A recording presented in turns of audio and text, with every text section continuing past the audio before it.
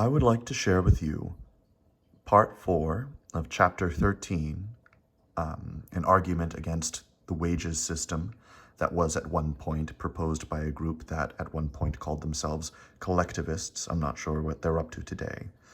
In the book, The Conquest of Bread by Pyotr Kropotkin. The collectivists say, to each according to his deeds, or, in other terms, according to his share of services rendered to society. They think it expedient to put this principle into practice as soon as the revolution will have made all instruments of production common property. But we think that if the social revolution had the misfortune of proclaiming such a principle, it would mean its necessary failure. It would mean leaving the social problem, which past centuries have burdened us with, unsolved. In fact, in a society like ours, in which the more a man works, the less he is remunerated, this principle, at first sight, may appear to be a yearning for justice, but it is really only the perpetuation of past injustice. It was by virtue of this principle that wagedom began, to end the glaring inequalities and all abominations of present society.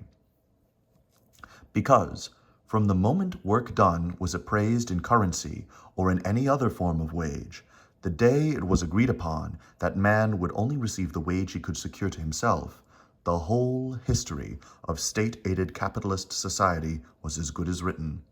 It germinated in this principle. Shall we, then, return to our starting point and go through the same evolution again? Our theorists desire it, but fortunately, it is impossible. The revolution will be communist. If not, it will be drowned in blood and have to be begun over again. Services rendered to society, be they work in factory or field, or mental services, cannot be valued in money. There can be no exact measure of value, of what has been wrongly termed exchange value, nor of use value with regard to production. If two individuals work for the community 5 hours a day, year in, year out, at different work which is equally agreeable to them, we may say that on the whole their labor is equivalent, but we cannot divide their work and say that the result of any particular day, hour, or minute of the work of the one is worth the result of a minute or hour of the other. We may roughly say that the man who has during his lifetime been has himself deprived himself of leisure during 10 hours a day has given far more to society than the one who has only deprived himself of leisure during 5 hours a day, or one who has not deprived himself at all. But we cannot take what he has done during 2 hours and say that the yield is worth twice as much as the yield of another individual working only 1 hour, and remunerate them in proportion. It would be disregarding all that is complex in industry, in agriculture, in the whole life of present society. It would be ignoring to what extent all individual work is the result of past and present labor of society as a whole.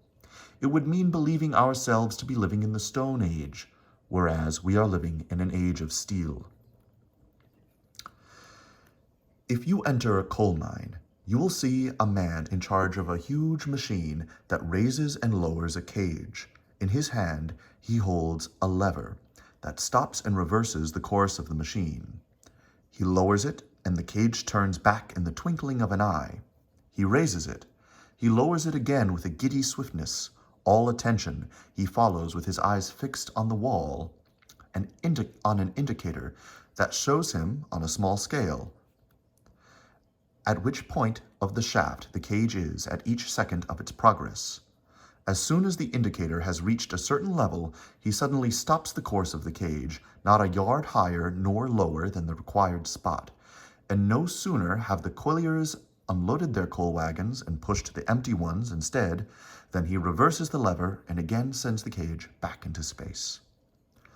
During 8 or 10 consecutive hours, he must pay the closest attention. Should his brain relax for a moment, the cage would inevitably strike against the gear, break its wheels, snap the rope, crush men, and obstruct work in the mine. Should he waste 3 seconds at each touch of the lever, in our modern perfected mines, the extraction would be reduced from 20 to 50 tons a day. From 20 to 50 tons a day. Is it he who is of greatest use in the mine? Or is it perhaps the boy who signals to him from below to raise the cage? Is it the miner at the bottom of the shaft who risks his life every instant and who will someday be killed by fire damp? Or is it the engineer who would lose the layer of coal and cause the miners to dig on rock by simple mistake in his calculations? And lastly, is it the mine owner who has put all his capital into the mine and who has perhaps, contrary to expert advice, asserted that excellent coal would be found there? All the miners engaged in this mine contribute to the extraction of coal in proportion to their strength, their energy, their knowledge, their intelligence, and their skill. And we may say that all have the right to live, to satisfy their needs, and even their whims, when the necessaries of life have been secured for all. But how can we appraise their work? And moreover, is the coal that they have extracted their work? Is it not also the work of men who have built the railway leading to the mine, and the roads that radiate from all its stations? Is it not also the work of those who have tilled and sown the fields, extracted iron, cut wood in the forests, built machines that burn coal, and so on? No distinction can be drawn between the work of each man. Measuring the work by its results leads us to absurdity. Dividing and measuring them by hours spent on the work also leads us to absurdity. One thing remains. Put the needs above the works, and first of all recognize the right to live, and later on the comforts of life, for all those who take their share in production. But take any other branch of human activity, take the manifestations of life as a whole, which one of us can claim the higher remuneration for his work? Is it the doctor who has found out the illness, or the nurse who has brought about recovery by her hygienic care? Is it the inventor of the first steam engine, or the boy who, one day getting tired of pulling the rope that formerly opened the valve to let the steam enter under the piston, tied the rope to the lever of the machine, without suspecting that he had invented the essential mechanical part of all modern machinery, the automatic valve? An aside, this book was written in the 1700s, but I feel like this is all very much relevant to today. And also, Mr. or Dr. Kropotkin is surprisingly very globally minded. He speaks about the evils of colonialism and what it has done to, even at the time, the countries on which the British Empire built itself. And also he spoke about the equality of men and women, and really a man ahead of the times. Anyway, is it the inventor of the locomotive or the workman of Newcastle who suggested replacing the stones formerly laid on the rails under the rails by wooden sleepers, as stones, for want of elasticity, caused the trains to derail? Is it the engineer on the locomotive, the signalman who can stop the trains, the switchman who transfers trains from one line to another? To whom do we owe the transatlantic cable? Is it to the engineer who obstinately affirmed that the cable would transmit messages when learned electricians declared it to be impossible? Is it to Maury, the scientist, who advised that thick cables should be set aside for others as thin as canes? Or to those volunteers come from nobody knows where, who spent their days and nights on deck minutely examining every yard of the cable and removed the nails of the stockholders of the steamship companies stupidly caused to be driven into the non-conducting wrapper of the cable so as to make it unserviceable?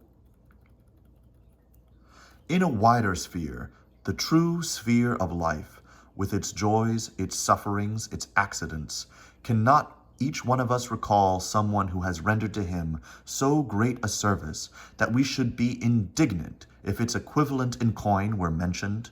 The service may have been but a word, nothing but a word, spoken at the right time. Or it may have been months and years of devotion.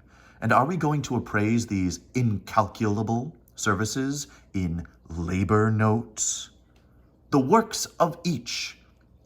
But human society would not exist more than 2 consecutive generations if everyone did not give infinitely more than that for which he has been paid in coin, in checks, or in civic rewards.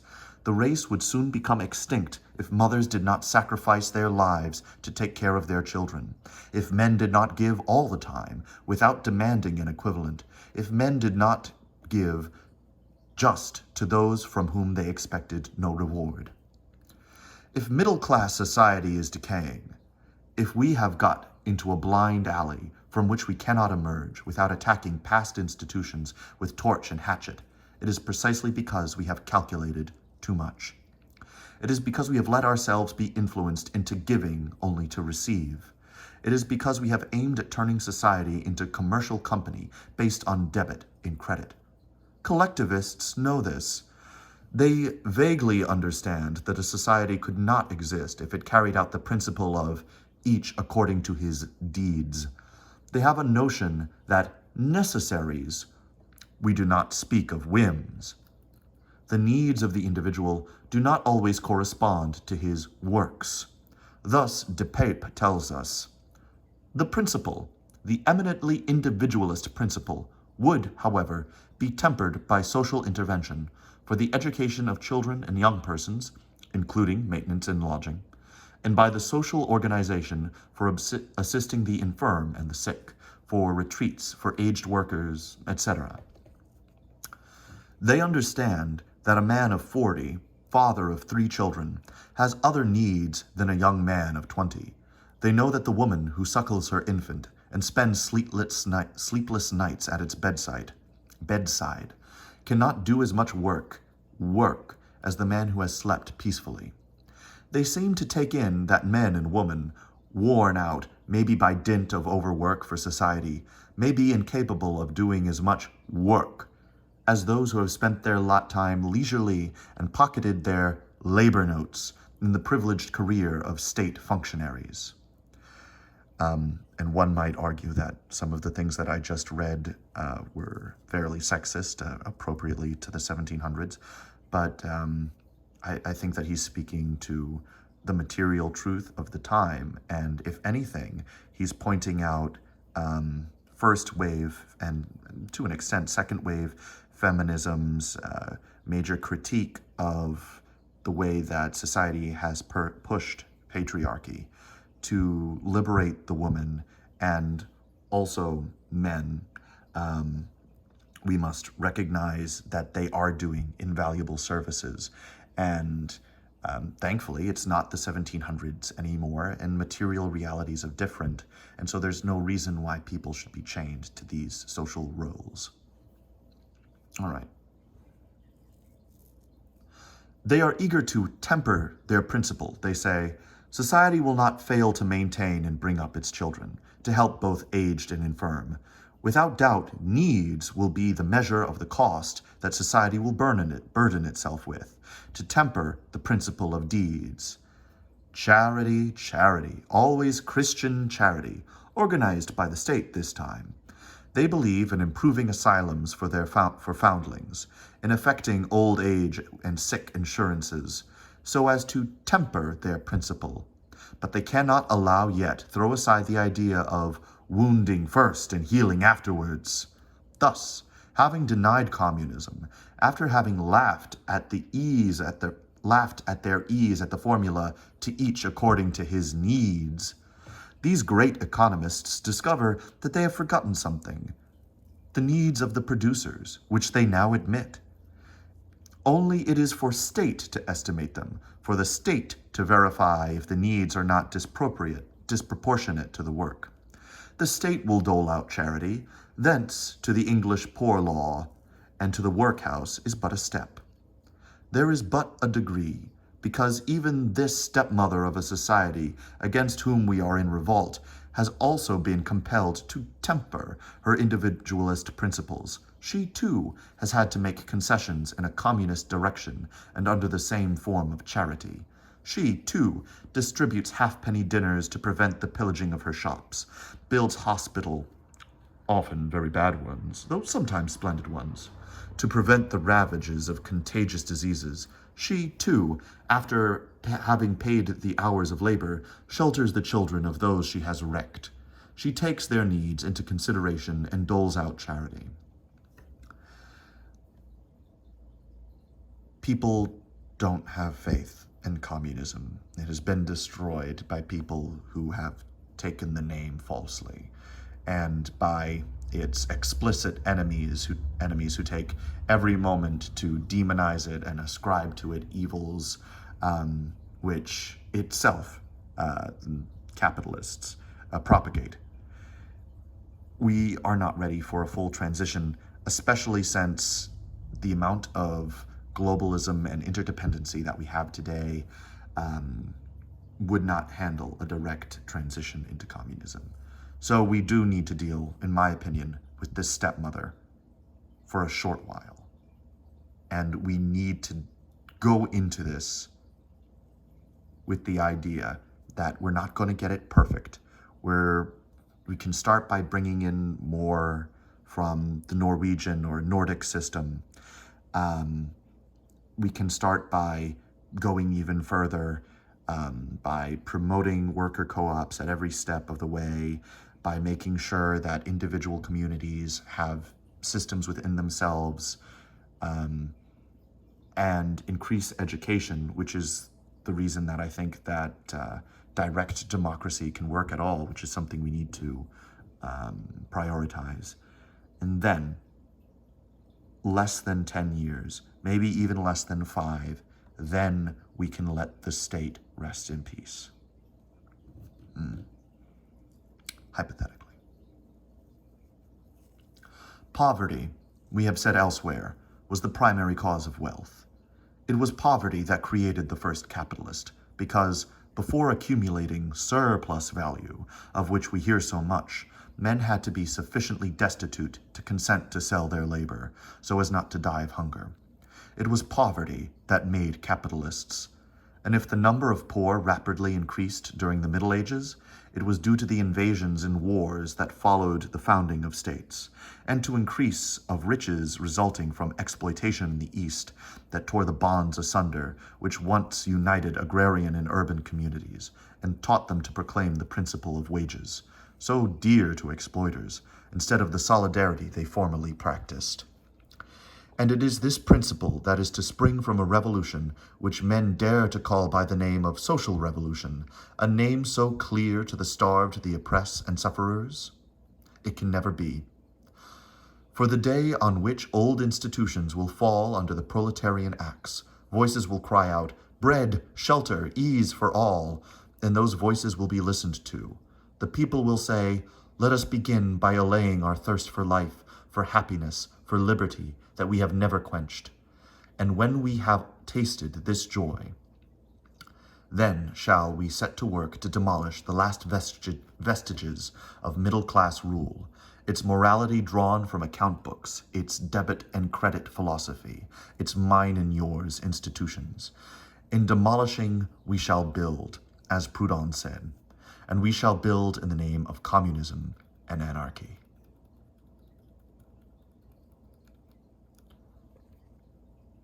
All right, that took me a few tries to get through. It was still a little messy towards the end.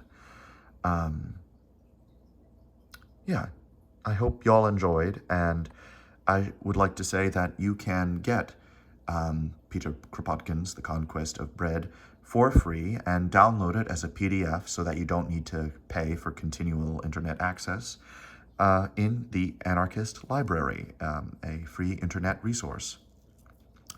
I hope y'all have a lovely day.